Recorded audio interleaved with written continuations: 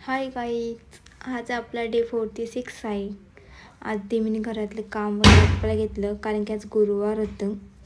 देवपूजा करायची होती. नंतर मी देवपूजा करायला गेली. आधी देवाडा पुसून घेतला, एकदम क्लीन केलं. नंतर मी कडा सजवायसाठी घेऊन आले. तो सजवायला लागलो. त्यात आंब्याचं पान टाकलं, त्यावर वाटी वगैरे ठेवली. नंतर कड्याखाली हळद आणि कुंकवाचा लेप लावायला घेतला.